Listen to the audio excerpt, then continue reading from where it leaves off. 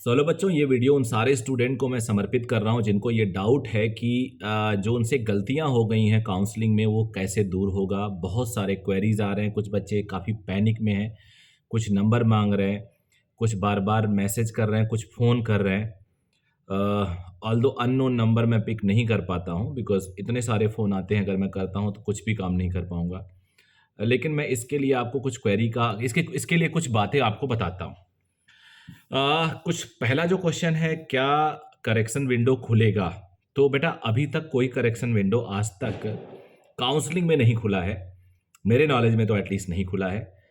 लेकिन कई चीज़ें पहले नहीं हुई हैं जो अभी होने लगी हैं, क्योंकि अभी जो कम्युनिकेशन संचार का माध्यम है, the medium of communication, the medium of information is now it is travelling very fast.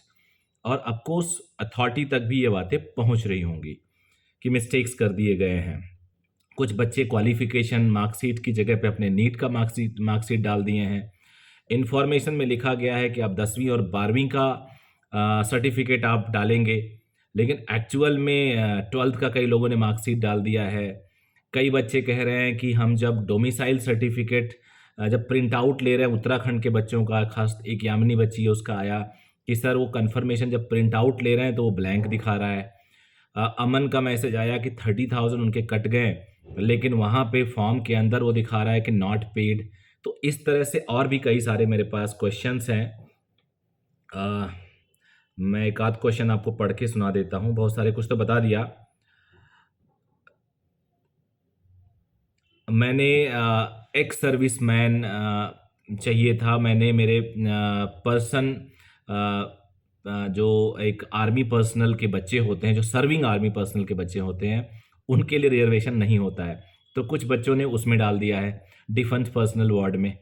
वो एक्स सर्विसमैन का एक कैटेगरी होता है, तो वहाँ पे भी कई लोगों ने गलती कर दी, वो प्रेजेंट सर्विंग का डाल दिया। सर हमने सिर्फ इंटरमीडिएट की मार्कशीट अंजलि ने कहा है कि अब अपलोड की है, पेमेंट भी हो गया है, ऐसे क्वेश्चंस आ रहे हैं। मैंने नीट, अमन सिंह कह रहे हैं मैंने नीट का रिजल्ट अपलोड कर दिया है, अब क्या होगा? उसके बाद सर पासिंग एग्जामिनेशन में 12th की मार्कशीट सिर्फ अपलोड हुई है, मेजर लोगों ने किया है। I can not see domicile detail on printed confirmation, Yamini बता रही हैं। प्रतिभा यादव कह रही वो if I feel something wrong in registration form is there any chance of correction of Uttarakhand? Upload की जगह पर लिखा है sir qualifying marksheet JPG format में। तो इतने सारे डाउट हैं कि आप इमेजिन नहीं कर सकते।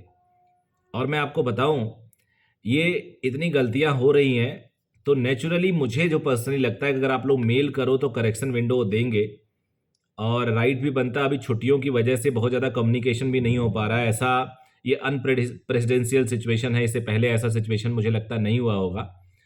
मेरे पास पर्सनली इसका कोई सोल्यूशन नहीं है। जैसे कुछ बच्चे कह रहे हैं गर्ल्स उत्तराखंड में जनरल में अगर सब कैटेगरी वो गर्ल्स या वुमेन डाल रही हैं तो उसमें कैटेगरी सर्टिफिकेट नंबर मांगा जा रहा है, वहाँ पे क्या करें? तो इसका स्टेप बाय स्टेप मैं कुछ सोल्यूशन आपको रिकमेंड करता हूँ, और वीडियो में मैं लाइव भी आता हूँ 8:30। मेरी रिक्वेस्ट होगी जो फर्स्ट टाइम व्यूअर होंगे वो चैनल को जरूर सब्सक्राइब कर लेंगे, अगर अभी तक नहीं किया है पुराने लोगों ने तो वो भी कर लें, और वीडियो को लाइक कर ले। इसको एडिट नहीं कर पाऊंगा, ये घर पे ही मैं रिकॉर्ड कर रहा हूँ अपने मोबाइल से, और फिर इसी को मैं अपलोड कर दूंगा। तो ये नॉन स्टॉप है, इसमें कट आउट कुछ नहीं है, वैसे भी जनरली मैं कट नहीं लेता हूँ। तो मैं आपको बता दूं, देखो मुझे पर्सनली अंदर स्टेप बाय स्टेप में क्या आ रहा है मुझे नहीं पता। ना तो मैं अथॉरिटी हूँ, ना तो मेरी बात को आखिरी माना जा सकता है। मैं अब बस अपने पूरे एक्सपीरियंस के बेसिस पे आपको कुछ बातें बता सकता हूँ, और वो ये है, पर्सनली मुझे ऐसा लगता है कि इस बार करेक्शन विंडो वो देंगे, या फिर जो अपलोड करने में गलतियां हुई हैं वो नोडल सेंटर पे जब ऑनलाइन और ऑफलाइन वेरीफाई होगी वहां पे आपसे एक्चुअल में सर्टिफिकेट्स ले लेंगे। जहां तक बात रही उत्तराखंड के गर्ल्स की सब कैटेगरी का सर्टिफिकेट नंबर, मेरे हिसाब से उसकी जरूरत नहीं है, लेकिन उसके बिना अपलोड नहीं हो रहा है तो आप अपना आधार नंबर भर सकते हो।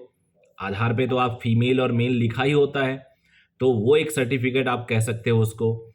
उसके बाद अगर प्रिंट आउट में आपका वो पेज नहीं आ रहा है और एक्चुअल में फॉर्म में दिख रहा है तो आप उसकी फोटो खींच लो, मोबाइल से लैपटॉप में स्क्रीनशॉट ले लो। इस तरह से भी अगर कुछ नहीं हो पा रहा है तो लेकिन आपने फिल किया है और वो दिखा रहा है स्टेप बाय, क्योंकि जब आप लॉगिन करके अपना डिटेल चुनते हो तो वो दिखता है, तो वहां से भी आपको ऐसा रिजेक्शन नहीं होने वाला। हाँ, अगर बहुत टेक्निकल एरर बहुत ज़्यादा आपने कर दी तो रिजेक्शन के चांस बनते हैं, बट ज़्यादातर ऐसा नहीं होगा, मेरा अपना मानना है। इन सब छोटी छोटी गलतियों से रिजेक्शन फॉर्म पे नहीं होते हैं। लेकिन मेरी सबसे अनुरोध है कि आप लोग प्लीज़ जब भी फॉर्म भरते हो तो 10 बार सोचो ना, जिंदगी से रिलेटेड ये चीज़ होती है। आई एम श्योर कोई जानबूझ के गलती नहीं करता है, लेकिन अगर ऐसी जगहों पर गलतियां हो रही हैं तो थोड़ी बहुत लापरवाही तो हुई है। कोई बात नहीं, अगले राउंड में एक्सक्यूज मी उसको सही कर सकते हैं। कई लोग इसको पूछ रहे हैं कि फर्स्ट राउंड में अगर वो कॉलेज नहीं लेते हैं तो सेकेंड राउंड में उनका क्या वो एलिजिबल है? बिल्कुल सेकेंड राउंड में भी एलिजिबल है। सेकेंड वाला बच्चा मॉपअप में भी एलिजिबल है। मॉपअप में अगर आपको कॉलेज अलॉटमेंट हो जाता है तो आप नहीं छोड़ सकते। ऑल इंडिया में उसमें भी कुछ शर्तों के साथ एलिजिबिलिटी है। तो ये शर्तें मैंने वीडियो में बता दी हैं, प्रॉस्पेक्टस में बहुत क्लियरली लिखी हुई हैं, बहुत ही क्लियरली लिखी हुई हैं।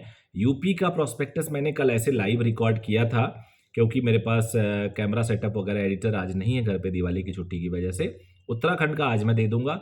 मुझे लगता है ये अपने आप में सफिशियंट है, और आप लोग प्लीज़ चिंता मत करिए और आप मेल करते रहिए काउंसलिंग बोर्ड को, चाहे उत्तराखंड हो, चाहे यूपी हो, चाहे दिल्ली हो, कहीं भी हो, मेल करते रहिए ढेर सारे वॉल्यूम में। जब उनके पास मेल जाएंगे नेचुरली वो तो या तो करेक्शन विंडो देंगे, नहीं तो वो डॉक्यूमेंट वेरीफाई करते टाइम उतनी स्ट्रिक्टनेस ना करें और बच्चों को अलाउ करें। सो आई होप ये बेसिक छोटा सा वीडियो आपको काफ़ी सहूलियत देगा। Thank you very much, bye bye, take care.